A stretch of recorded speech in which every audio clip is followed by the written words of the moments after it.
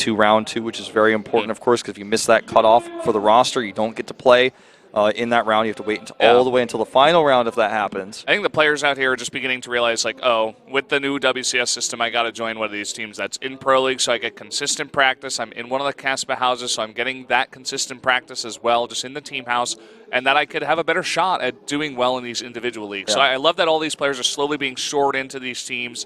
And it's cool to see these big pickups, you know? It definitely makes the level of Korean play even stronger, even healthier than before. It's no longer about just taking that foreigner money away. Got to stay here in your home region and fight it out with the best of the best, these elite Korean players who have, since the beginning of StarCraft 2, consistently been the best. I like that you say also it like builds up support for the team, because guys like Hyun, he's going to go in there. He's a fantastic player. He's so skilled. He's gonna make that Jin Air house so much better. Even guys like Patience, who the DreamHack that I casted last year, he was up there at I think he made it to the semifinals. So top 4. That's a really big deal there as well. You know, these players definitely have it in them, but they just need to get into these houses and support those teams and get better themselves. Patience also getting top 4 in Star League just recently. The guy is on fire, a very solid Protoss player.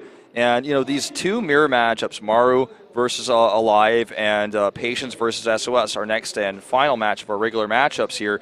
Definitely, you know, the matches I feel it could go either way. They're very close mirror matchups here. And, you know, SOS is pretty dominant in PvP, but he has made some mistakes. Nobody is dominant in PvP as Stats, who did crush Patience in that semis match. That was gross, man. He really crushed that one, a 4-0 there. SOS is in kind of a weird spot in Pro League because he doesn't have the best record, but when he comes out, he like destroys his opponent with a really cool new build, new style that he's only playing. You know, I forget the PvP that he played, but he made carriers in it on Orbital Shipyard, and it's like, whoa, like what's going on? This guy is way ahead of the meta, but kind of affects him a little bit. He loses some games here and there. Definitely not as dominant as he was the past 2 seasons. Yeah, definitely so. So, you know, I think this is a big moment for him to defeat Patience, someone who showed his weaknesses in PvP versus Stats just recently. And because StarCraft 2 is a game that isn't patched very often, there's not a lot of balance updates coming in, those games, even though they're very old, are still really relevant here in Protoss versus Protoss. So a lot to study, a lot to look at here for SOS. I got to favor him, you know, just slightly, but still. The map is Overgrowth, and I remember a specific game where he was playing against Hero. I'm not sure if it was an ace match or a playoffs, but it was a really big game, and you know, obviously 2 of the ace players for both of those teams, Hero for CJ Antis, SOS for Jin Air, and he hit a base in the bottom right corner on Overgrowth. It was insane. Hero never scouted it, so I don't know if we'll see some of that trickery here again today, especially against an opponent that I feel like he may respect a little bit less than Hero at the time, for sure. But you know, we could see some tricky stuff. It's an old map that SOS has played like a million games on. Yeah, so that is very much, in fact, important to note, the experience of SOS on this map. But this could go either way. This is Patience's first Pro League game, okay? Whoa. That's important to note. Like, SOS has played 151 of these. Patience never been on a CASPA team. This is going to be his first time, his first opportunity to play in Pro League. Yeah. Think about that. Isn't that crazy? We've had Pro League for 3 seasons now on StarCraft 2. You know, major Pro League seasons in StarCraft 2, not the hybrid that nobody wants to talk about. And we're going into the 4th one here, essentially, and he's never even played a single game. Yeah, you can see once again, as is the theme of today, very, very even in the predictions. And looks like some problems going on here in the booth for Patience. He's not used to this, that is for sure. I think he actually started the game before we were ready to go. So we'll have to wait and get back in that lobby. It'll take just a minute here, guys. Please be patient with us. Yeah, we have a special lobby in the Pro League where you guys have that old Brood War style countdown. The chat's there where like one of the players is like, turn the lights down. Every single time without fail. That lobby is hosted, and a player is always designated to press start. If you've never been in this lobby before, you might feel like, oh, I just press start, the other person press start, then it starts, but actually that's a very complicated process with production in order to get that set. That's why if you can read Korean, sometimes you see in the chat, so-and-so player, please press start, which is what it will actually trigger the countdown. And then Patience, I think maybe guys familiar with this, press start too soon. Yeah. I mean, it happens. People make mistakes, and that might affect his mindset coming into this one. You know, we were talking about how he has literally 0 practice in Pro League. He does not have the experience in this booth, so it's a whole new world for Patience, and he's going to have to somehow make it work, even with the rest of the confusion on his mind. SOS totally calm and collected here. He's done this 151 times, not including playoff matches where he's all killed as well. He has so much experience here. A godlike Protoss player, one of the best in the world. Not as consistent as people would expect from a player who's this much of a beast. The players he's destroyed and killed. SOS is just like this out of control. I don't even know how to describe him. He's like the wild card. You never know what's going to happen versus SOS. He's got so many builds. The trickster. He will destroy legends, but he himself individually not as accomplished. Yeah, SOS, he's like, I want to just get into this game, man.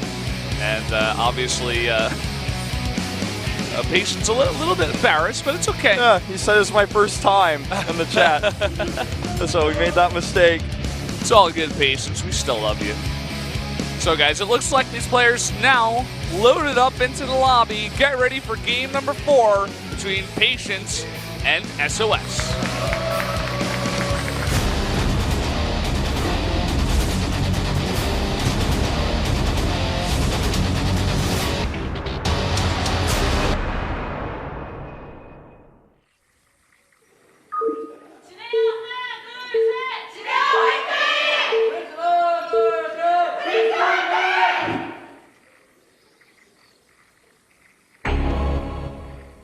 Down here in the bottom left, in the red for the generic Green Wings, it is SOS.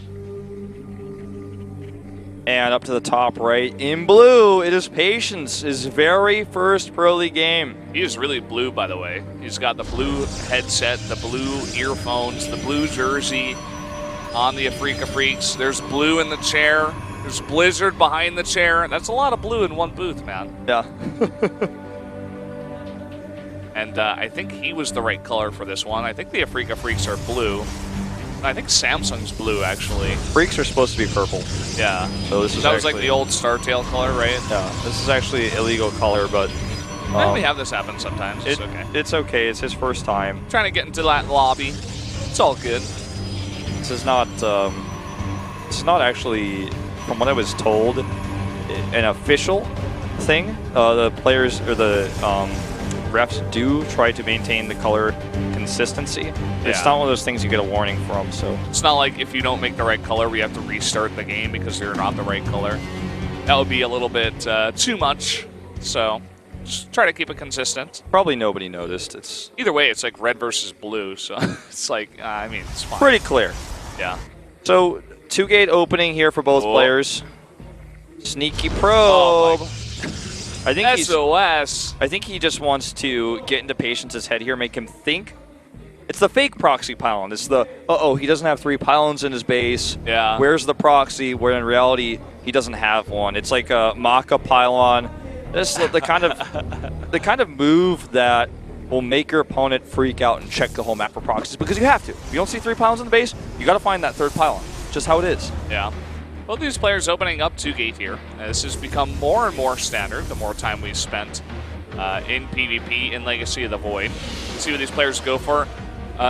SOS goes for 2 Adepts, but Patience goes for 1 Adept and 1 Sentry, as well as the Mothership Core, which SOS has skipped for now.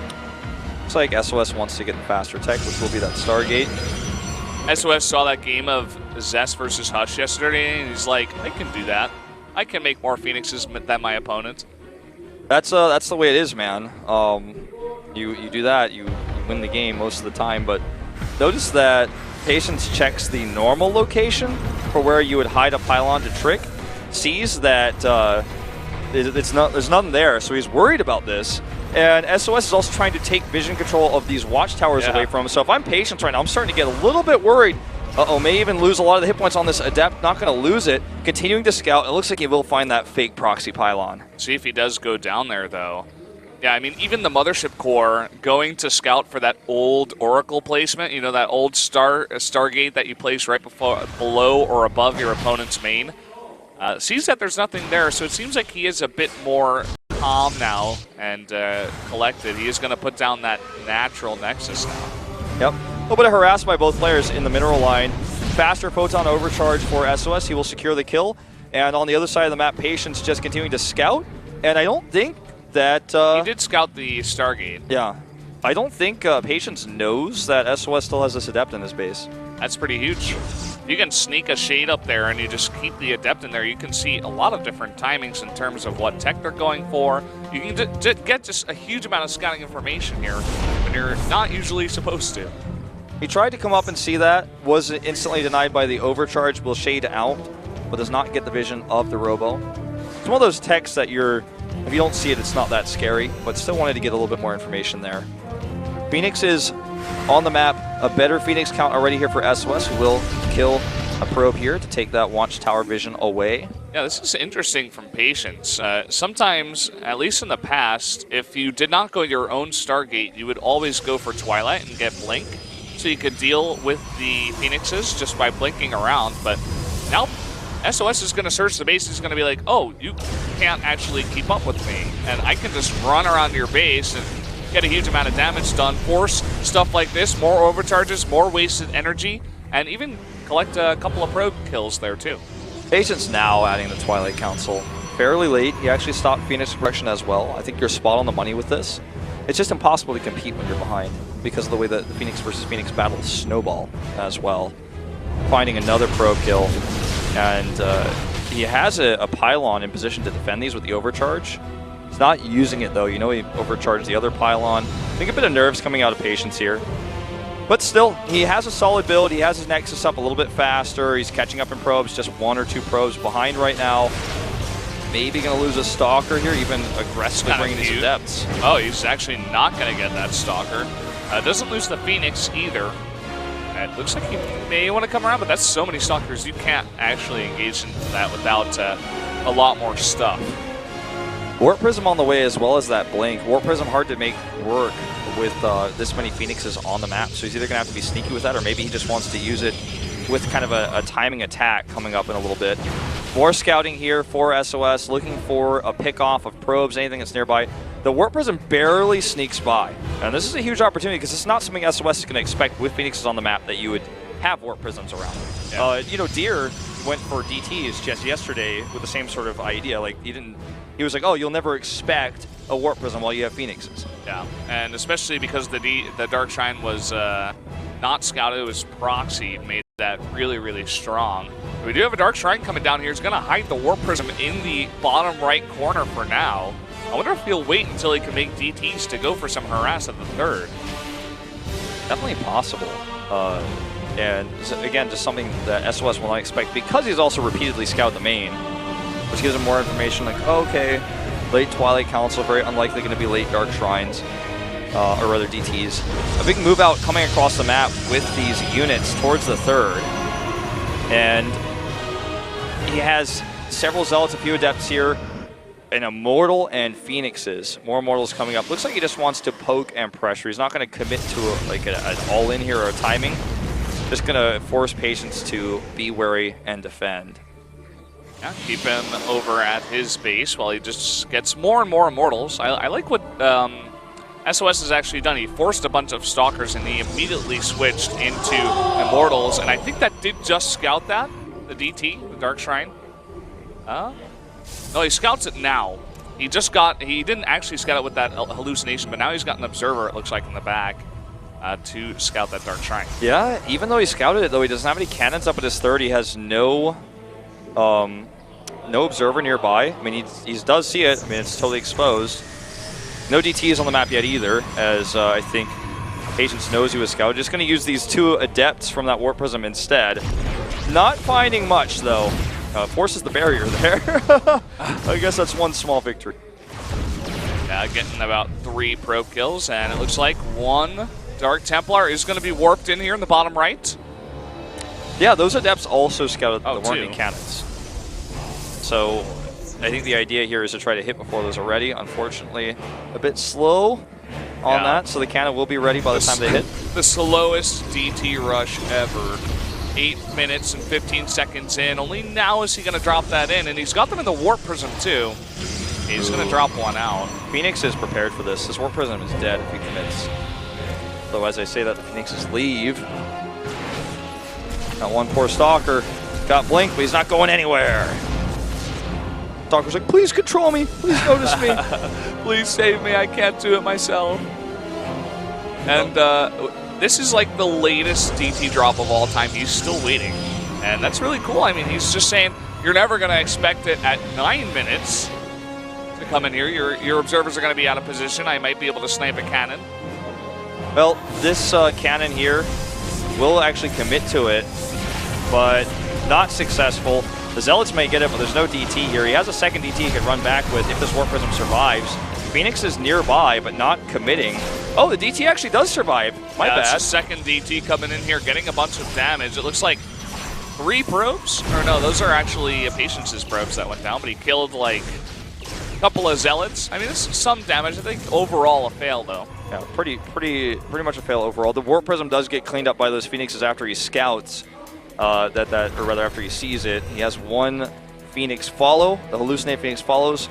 Phoenixes come home and kill. Whoa. These Blink Stalkers need to get out of here, though. This is a much better army right now for SOS. SOS wants to fight really badly right now. 5 Archons, 5 Immortals. He's gonna do Archons for Patience. Yeah, and he's going to do a big drop in the main, probably with Adepts or Zealots. His Warp Prism alone has 4 Stalkers back home, which means that the defense is going to be weaker. There we go. More Warp-ins here on the low ground, and it looks like he may go for the attack. Now, a couple of pylons are being set up, but it's a little bit too late. He can easily burst that down. With the Mothership Core dropping that Time Warp, he's not really going to commit to going to the third base. Just backs off here, losing a few Zealots in the process, but doesn't need to commit here full on to the front. May actually want to back off, warp in some reinforcements, and either come in for a second attack or hit the third base. Look at that. 3 more Archons. That's going to be 8 in total for SOS. He's got that +2. He can lift up all of the Immortals in the back as well. He can just go in there with the Phoenixes, force a Stalker fire onto that. All the Stalkers now coming down the ramp. They do join up. Forcing these units here, trying to funnel them into the third base, engage. He's very heavy on the Zealots versus the Stalkers, so he doesn't have as much range. So he needs to make sure he doesn't actually get funneled into a position where he can't find damage. DT is coming in here for the defensive warpman, but he's still losing probes. 7 already going down. And Patience is being picked apart here. Look at this concave by SOS he set up. Yep, good luck fighting into that. He's choking him out while he takes a 4th base himself back at home. 12 workers ahead already. And he was trying to harass his third base, but as you said, the DT's nice defense there. And Patience knows what's going on. I mean, he doesn't know for sure. He hasn't seen the 4th base, but he's like, okay, I know you're trying to just get me in here and just corner me. And here we go. Looks like SOS finally wants to go for the fight. It looks like he will. He already picked off 1 Immortal there. Zealots leading the charge up here, tanking the front lines. Immortals are lifted. There's so many Archons here for SOS trying to power through. But with all these ranged Stalkers and Immortals, he's starting to lose a lot of those shields. He backs off before 2 of those Archons who are basically out of health do die. That's a 6 save. Yeah, looks like he wants to warp in just a bunch more Zealots, more tanking units so that those Archons can get on top of this army. It looks like Patience has the advantage in Immortals. It's 8-6 right now. So that's what's definitely helping him out in this battle. He's using his barriers very well also. I mean, making sure that he uses them in the most efficient way. But so much splash damage being done. All those Immortals that are stacked up now. I think this will finally be the last straw here for Patience. It's going to break him. And there you have it. GG. He held on as long as he could, but he was whittled down in economy. SOS had the better army for the longest time, and he got funneled into this position where he couldn't engage. Even with more Stalkers, Archons are going to win that fight. Yeah, SOS giving a little smirk. Very nice straight-up macro play on that very standard map, Overgrowth, coming back into the pool. And SOS shows why he is the better Protoss, and of course the more experienced. So that's going to give the win to Jin Air tonight. It's going to be a 3-1 in total. Very well done here by Jin Air. You know, with the PvP here and with Patience's first match, maybe they could have forced the ace match, but I don't think they should be upset with this result. Jin Air went to the finals last round. There you have Maru, who's 7-0 now in regular matches. One of their toughest opponents. And I think a lot was learned today. Patience getting that important Pro League experience, which is different than just playing your Star League matches in the booth. And I think a win for both teams. Obviously, Jin Air will walk away with the win on their record. Yeah. So there you have it. Jin Air playing a really nice overall styler. Let's take a look at the games here. Rogue defeating Keen. Bomber the one upset over Cure. And then Maru takes out Alive. And SOS takes out Patience. So it's a 3-1 there. Guys, there will be no interview tonight. Unfortunately, we have had a pretty long day going to that ace match and having a 3-1 here. But if you have to pick an MVP, who would you have picked? I'd go with SOS, probably the toughest matchup of the day, even though Patience doesn't have pro league experience, and he was the one to secure the win for them. With this win for Morrow, he will actually tie Zest in the winner's ranking, and that's going to be the only change. No, Rogue also goes up 2 spots with this, yeah, and Dark taking, actually 5. Yeah, 2 wins tonight, so he does jump up to tied for 3rd place. And guys, we have so much StarCraft every single day here in Korea. You want to tell your friends, we are actually going to be doing GSL tomorrow and Friday. So you and I are going to be casting GSL Wednesday, Friday. Saturday we'll be casting the finals of Star League, and then you and I will be back again on Monday for MVP versus CJ and SKT versus Afreeca. So basically we're going to be casting 5 days coming up, including today. And you just did it yesterday, and I did this last weekend. Here's the Storm. So busy caster life, but I love it. Esports is thriving.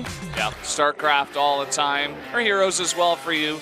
2 fantastic games we got over here in Korea.